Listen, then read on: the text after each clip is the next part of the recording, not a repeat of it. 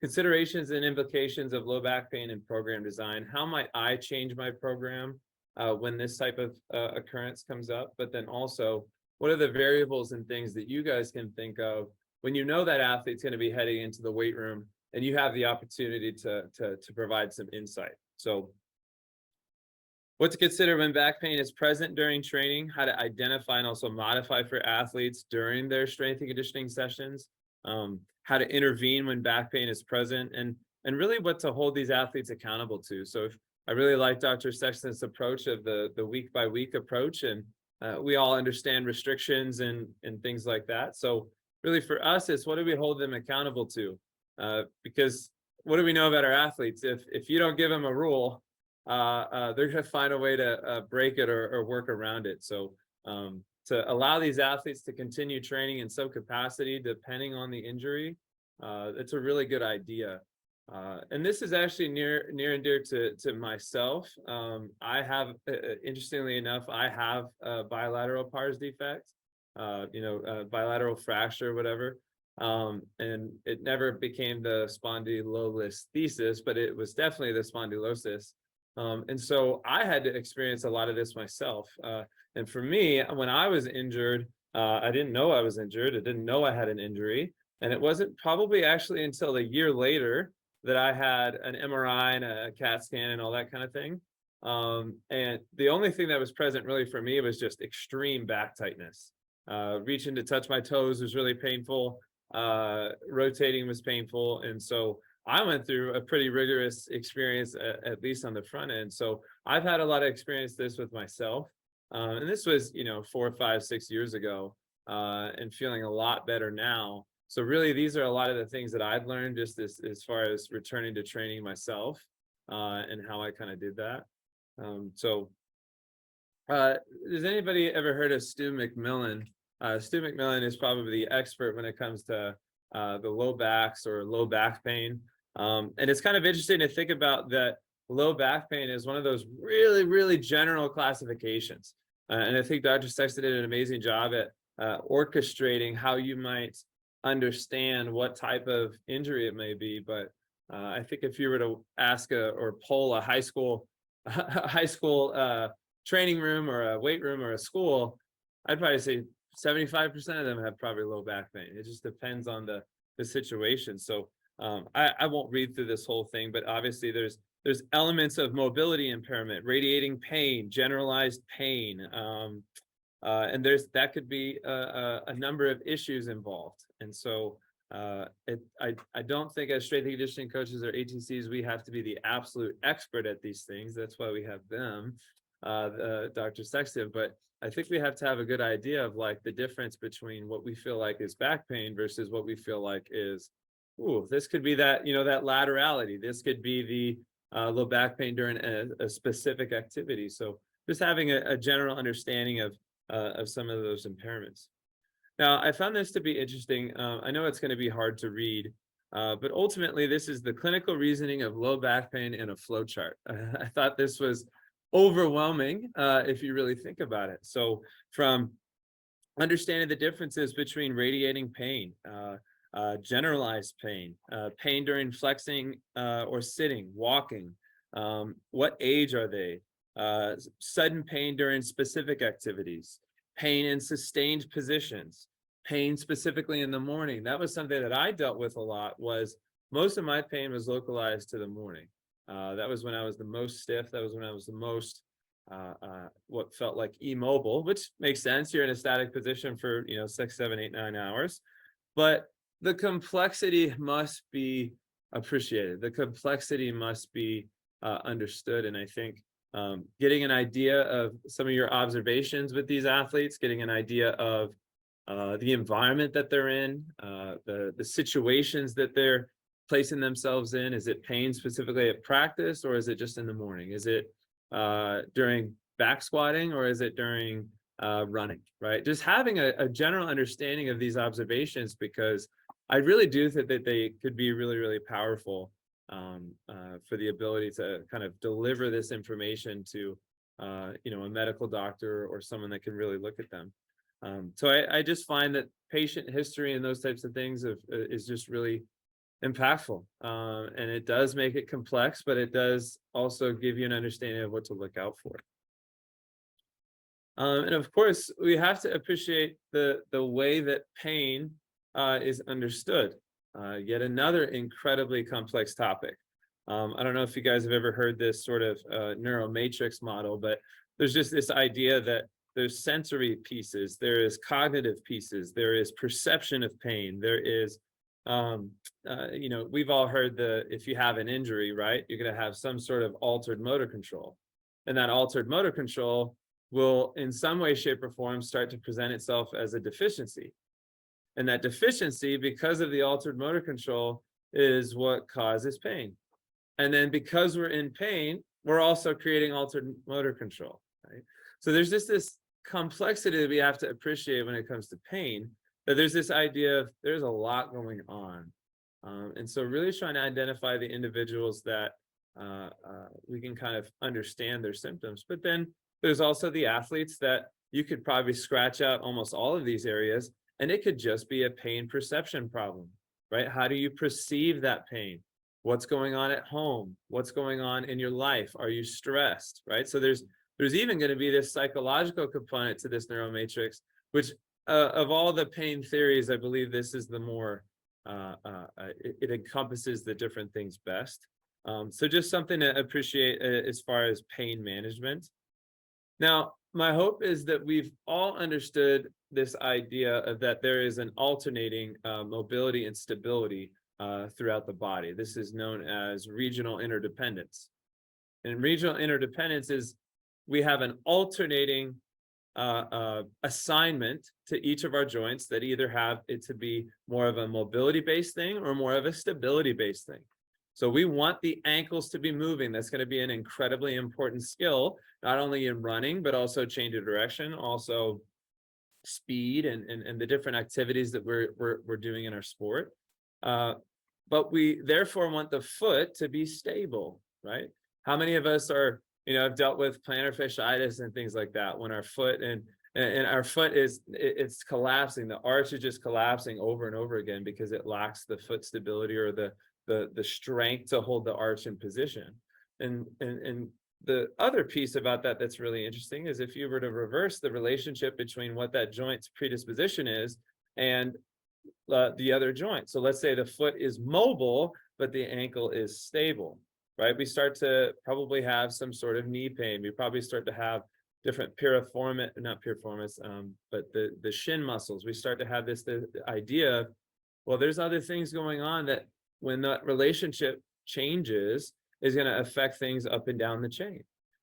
So we have these joints in our body that have a predisposition for stability and mobility.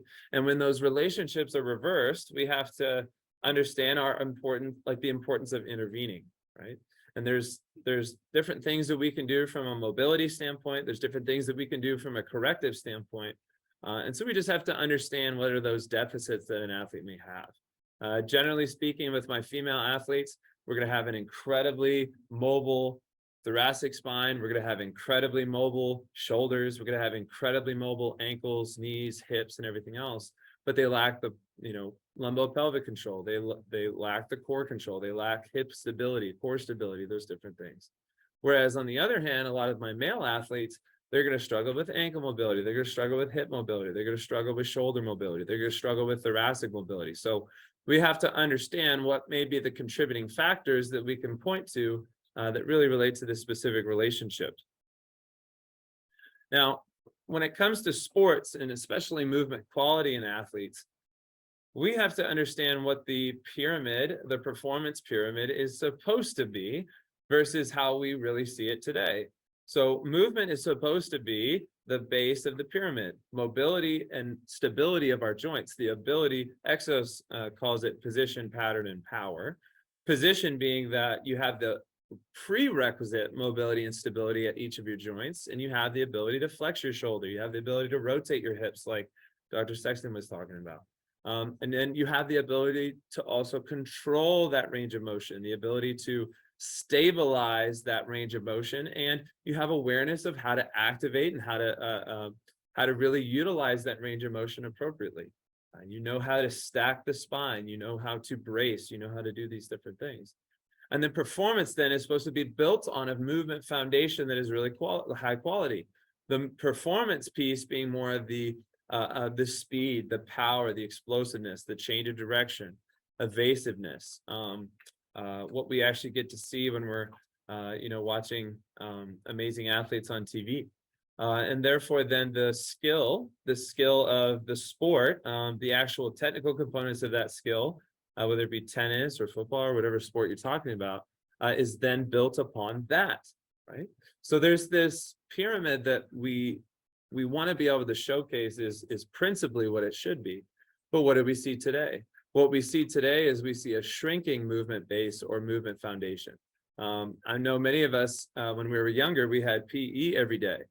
We had physical education every day. So I recall, especially when I was a kid, we played lacrosse, we played street hockey, we learned how to play basketball, we did table tennis, we did badminton, we did gymnastics, we did a segment on strength and conditioning, we did rope climbs, we did lap tests, we did jump rope for heart, we did all these different things where all of a sudden, by the time that you were 12 or 14, you were building up this movement reservoir of variability, the variability of tasks, the ability to jump, hop, skip, jump, turn, twist, lunge, strike, throw, and these things. Like I feel really confident that I can head into a basketball court and I can figure it out, right? And these different things are important because you give an athlete a baseball who's never thrown one, and you don't want to know what you're going to find.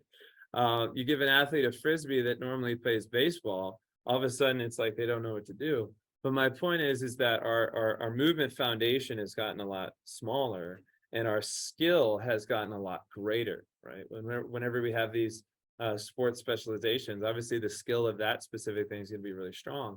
And then also because of the amount of skill work that we're doing, and there's a lack of time being devoted to strength and conditioning, or in some ways, shape, and form, probably the wrong focus on strength and conditioning as far as the what you're doing. So really the base has become strongest at the top and weaker as far as performance and movement. So we have to understand what our athletes are, what they're dealing with, what's the landscape of sports and strength and conditioning and rehab in the world today. And so just an important principle to consider. Now, Dr. Sexton mentioned the functional movement screen. This is a functional movement screen that we use at Exos. We've used it for years. I've probably done hundreds of these things. And I've always found that it is interesting when you give this test to an athlete, what you might find that you didn't know. You might make these assumptions, but find out that there's altered stability at their shoulder. You might find that there's altered mobility at their hips. And this is initially, as a strength and conditioning coach, the first line of defense when it comes to deficiency, altered movement, or pain. And therefore, it is a great way for me to enter into the medical model of areas that we have concern. If you are testing an athlete on the functional movement screen and they have pain during any of these 7 assessments, that is an automatic referral to either a physical therapist or a medical doctor. And that gives me the power of understanding that if I send them in that way, we might uncover something that they weren't aware of. And so there's 2 specific tests on here for lumbar extension, and also, so basically the up dog and then the cobra, or not cobra, but prayer pose. So you get to see in this idea, if you're exposing that athlete to that extension or that flexion, if there's any pain. So that's why the FMS exists. It gives us an awareness or a starting point of what do we need to focus on? What do we need to restrict our athletes from? So it's definitely something I would encourage you guys to learn. If you already know it, great, use it. If you've never heard of it, there's great exams, level 1, level 2, that you can do online. They're fantastic. And a kit's like $100 or something like that. So it's just, I just find that it's an amazing tool, especially with what I do.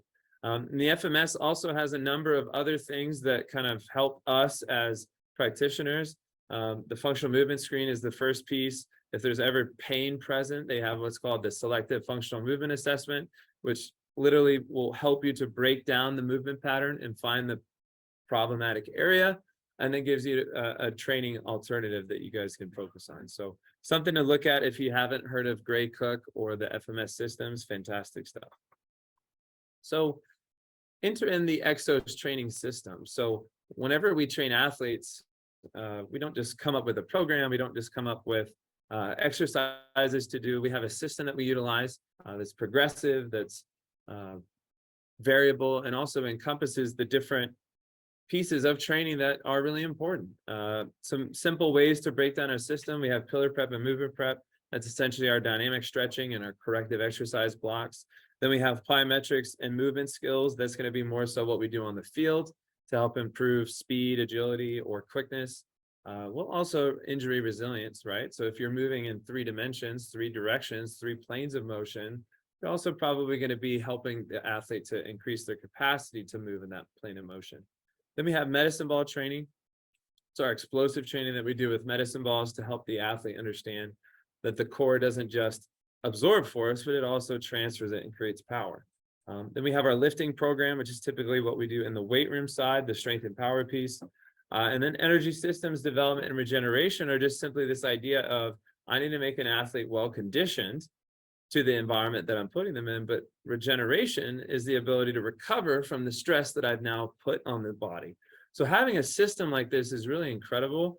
I don't know if you guys have ever explored any of Exos's educational resources, but fantastic way to kind of understand how to utilize a training system, especially strength and conditioning.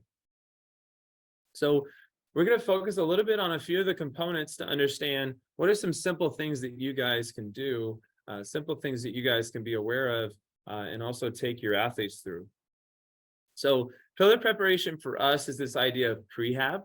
Prehab was the term that Mark Verstegen, our founder, used in about 1999, when this functional training, rehab, and physical therapy was kind of this newer thing. He decided, it's like, well, why wouldn't we do exercises to help prevent injury? And so prehab was kind of the term that he utilized. And this is our pillar prep session is typically focusing on foam rolling and trigger point massage. It's going to be followed by some sort of lengthening on the tissues that we're about to utilize. And then also activation and stability. So we're stabilizing the tissue. So this really is the first thing that we do with athletes, because we know that the first moment they walk through the door, they're going to be in deficient positions. So whether it be that they've been sitting at their desk all day at school, whether it be that they had crazy practice this morning and didn't foam roll or eat breakfast, like, we know that movement quality is probably not going to be at its peak the moment they walk in. So we want to make sure that we're opening up the chest and the shoulders. We're going to make sure that we're opening up the thoracic spine, making sure the ankles are moving, making sure that we're doing some mini band activation and things like that to make sure the glutes are on to encourage that. And so some of the things that we'll do with our athletes before they come in, we're going to take that lacrosse ball, we're going to put it into that QL area.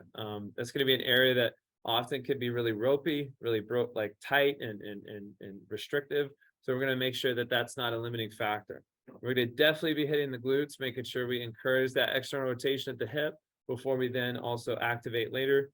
We're going to really take an emphasis on the quads. So making sure that the quads, adductors, is foam rolled.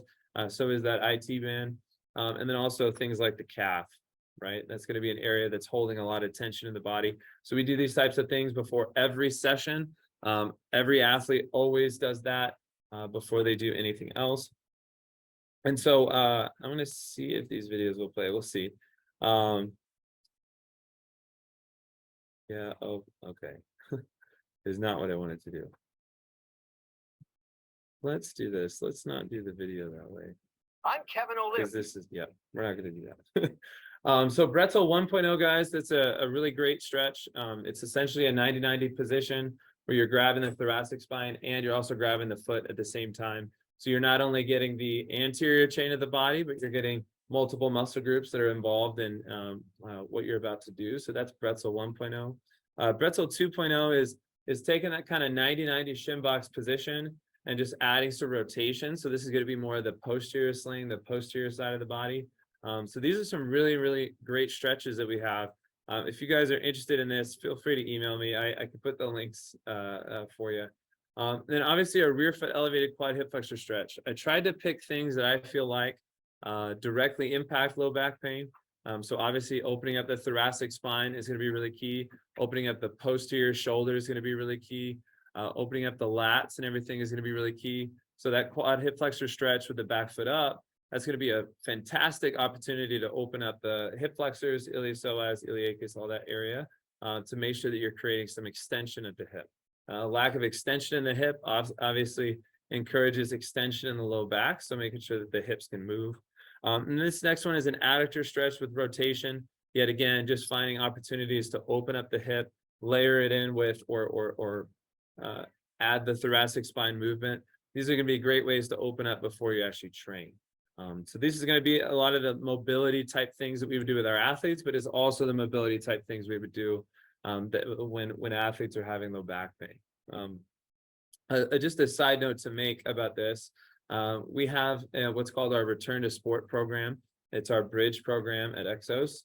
This is oftentimes an ACL return to play protocol, but we've had a mixture and a number of low back pain, PARS defect type individuals that are coming in after that certain portion of their rehab. So these are a lot of things, a lot of the types of things that they would be doing as part of their return to sport training once they've kind of surpassed maybe that physical therapy zone. So 2 mobility screens that are really simple, really easy to use. If you ever want quick, easy information on an athlete to give you an understanding of why they might be having a problem, is to ask them to touch their toes. And obviously that's not just a flexibility thing in the hamstrings. It's not just a flexibility piece in the the lumbar and thoracic spine. Where you're actually really trying to look for is not only their ability to touch the toes, but do they have the proper lumbar and thoracic mobility, flexion in all of their joints? What you'll see with a lot of these kids is if you were watching them bend over and touch their toes, you'll notice the large curvature of their lumbar. And those spinal erectors are going to be really, really hypertrophied. And that's something that's going to indicate to you that there's a problem. You can kind of understand that if those things are stronger than everything else, that's going to be problematic. And then also too, if you don't see a smooth curvature between their lumbar and their thoracic, you don't see each vertebrae opening up appropriately in a nice, smooth curve, what you'll typically see is you'll see a straight line and then a lot of curving, right? And that's problematic because that tissue, that area is probably going to be really symptomatic. And so as that improves, typically symptoms will improve. But this is a great way if you guys are ever in the weight room or ever seeing an athlete. It's a quick screen that gives you a lot of information. And then we also have the active straight leg raise. What does that test also look a lot like that we can do on a PT table? That's a Thomas test. Right? This is essentially the same thing as a Thomas test to check for hip extension. Now you might not have the ability to understand, is it rectus femoris or is it hip flexor, but you have a lot of information as to asymmetry they may have. You'll find some athletes might not be able to lift their leg past a few feet off the ground, but you also may find that an athlete can move their right leg all the way up, but then once you put their left leg up, they can't move that. So you're going to have to make sure that you're understanding that there's really, really simple things that you can do that give you awareness of some of the extension things that you need, but also the spinal curvature things. Obviously, stability is going to be really key too. And these exercises are not particularly wow factor, but I think we sometimes underestimate the power of doing a glute bridge correctly. Something as simple as a glute bridge, I think, can be very easily done incorrectly if you have too much extension at the spine. So thinking about how can you roll the pelvis and actually create some posterior chain activation of the glutes before they come up. Do they have the ability to do a side plank? Do they have the ability to do a dead bug correctly? Dead bugs are probably one of the best core exercises that you can do. But if you don't know how to breathe through it as you extend the body, as you extend the arm, as you extend the leg, if you don't have the ability to maintain your low back contact on the ground while you're doing a test like this, that's going to be something that will be illuminative for you. So obviously things like planks and things like that are going to be really, really helpful. So don't underestimate the power of doing these simple exercises correctly, either as part of a corrective exercise plan, a pre-workout plan to make sure they're activated. So there's a number of things that you could do, but these are what I would say are probably the core 4 or 5 of these. Obviously, bird dogs are kind of at the top corner of that. Now, this is where the piece gets a little bit more functional, a little bit more in the weight room type thinking. So what do we know about most of our weightlifting programs that we have at school? They're going to be very powerlifting based. They're going to be very Olympic lifting based, especially in football, maybe not so much in some of the other sports. But when you're talking about a football weight room, you're talking about cleans, you're talking about jerks, you're talking about push presses, you're talking about deadlifts, squats, and bench. And so some of these exercises can be really problematic for us, especially people that have low back pain, especially people with these injuries. So we're going to try to remove them from that as quickly as possible, especially if it's more of a stress reaction, or especially if you don't even know if it's a stress reaction because you haven't even sent them to the doctor yet. So these are some modifications that I think are really important to help maintain some activity, but also create altered or modifications to their current training that might actually not necessarily improve symptoms, but might help alleviate symptoms depending on the severity. So any sort of exercise that's front loaded versus back loaded is going to create way less axial load. It's going to create way less extension in the spine. So front loaded exercises are going to be really key.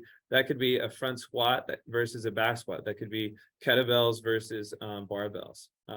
So the other thing that could be really important is non-axial loaded body weight exercises, right? Obviously, you have to be careful with the pull-up, just depending on how you're getting up into the pull-up. But you could also put your knees at 90 degrees, force your back to be perfectly straight as you do a pull-up, and that's going to activate your core and not activate your low back. But so do simple cable exercises that don't load the spine, but still work the hamstrings and the glutes. So there's going to be ways that we could consider what might be a more back-friendly exercise versus not.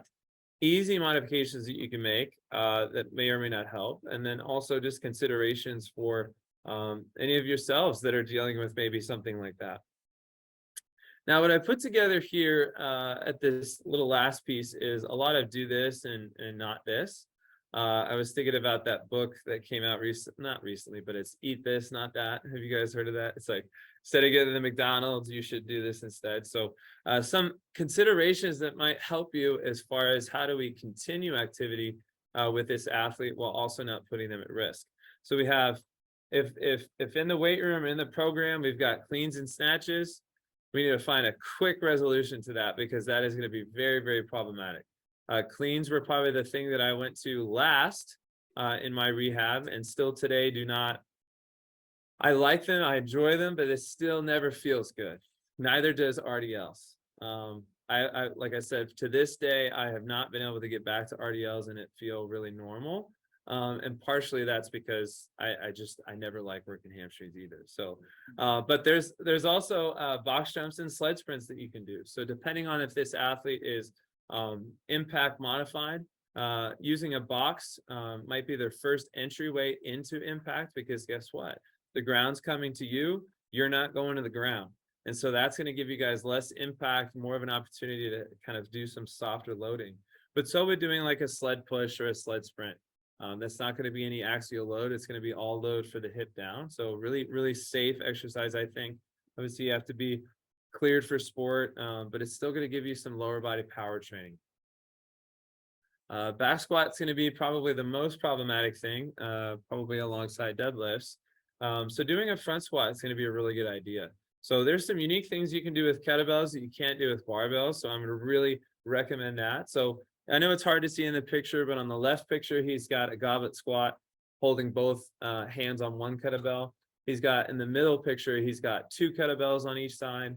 And then in the third picture, he's got a kettlebell on one side. So what do we know about unilateral training? What do we know about activating the body where you put resistance on one side of the body? Well, you're going to get more of that QL activation. You're going to get more of the adductors and the stabilizers involved. You're going to get the glutes involved to help stabilize against that contralateral load. Depending on the level of the athlete, that unilateral training is going to be really, really key to help them develop through some of these issues. One of the smartest things to do is, if you have somebody that's bilaterally trained, put them one leg, and they're going to work just as hard with almost no weights at all. I actually did this with one of my athletes yesterday. They were deadlifting probably 450 or whatever on their hex bar deadlift. I made them do a skater squat, and that was like sweat bullets just coming down, right? But that's a really safe activity that's body weight, or maybe you put a weight vest on that's 10 pounds of axial load, but still allows the athlete to continue working. And there's a picture of that coming up. So the beauty of front squat is if you ever watch somebody's spine from their tailbone up to their head, they have a stacked spine. You can't tuck the pelvis. You can't change your body position unless you're like maxing out, but you're stacking the spine. There's no rotation involved. There's no extension involved. There's no external rotation of the shoulder involved that's going to create this entire kind of complex going on. So just something to think about is we front squat, and we probably never back squat. We maybe back squat sometimes, but back squat has just never led to the benefits that I think it could. And front squatting, I never have an issue, because here's the beauty. If you're front squatting and you can't lift it up, what do? You drop it, and you don't have to be under it. It's amazing. It's like a built-in safety system. Now back extensions are kind of that problematic exercise. One of the most important things we have to be able to do is understand our ability to understand compensations, energy leaks, things like that. So if you're doing a back extension, most of our athletes aren't going to do that with a neutral spine with posterior pelvic tilt as they come up into it. They're going to do it with a whole ton of extension. And all of a sudden, when you're worried about increasing the strength of the multifidi and everything on the backside, you're like, I'm just exacerbating the problem. So how can you do that instead? Well, you can do it with those stability screens that we were talking about, the glute bridges, the planks, the side planks, the dead bugs. That's going to do the same thing. And it's not going to give you guys all the spinal erector activation that will probably honestly just increase symptoms. And it doesn't expose the back to increased symptoms because you have the floor, you have the posture that you can be very aware of. And it still targets your overall core musculature. Deadlifts are not going to be a great idea. Deadlifts are going to be probably the first thing you should probably try to remove. But let's talk about alternatives. Let's talk about the single leg RDL cable row. That's going to be a great way to kind of work on that upper cross syndrome, that lower cross syndrome, where you have your posterior shoulder activation, you have the sling activation, you have the glute hamstring activation. It's going to be a great alternative to deadlifting, especially when you're returning to activity, or what the heck do I give this kid when it's this first time back in the weight room? And then a skater squat. That's going to be that skater squat I was talking about. It's essentially a single leg deadlift. We typically will put counterbalance weights in their hands. We usually start with like an 8, 10, 12 progression. Can you do that body weight? And then we'll ask them to do some type of external load. So whether it be a weight vest, a sandbag, a kettlebell, something like that. But once again, the beauty of single leg training is you get all this, the stability based aspects of it. But if you think about what's the external load, well, you have your body weight. So I weigh 205 pounds. So if I have a weight vest that's 215 pounds going through one leg. So that's a really great opportunity for even improving maximum strength that we often don't think about, because our body weight is the resistance, right? So those are some great alternatives. Barbell bent over rows are also going to be a bad idea.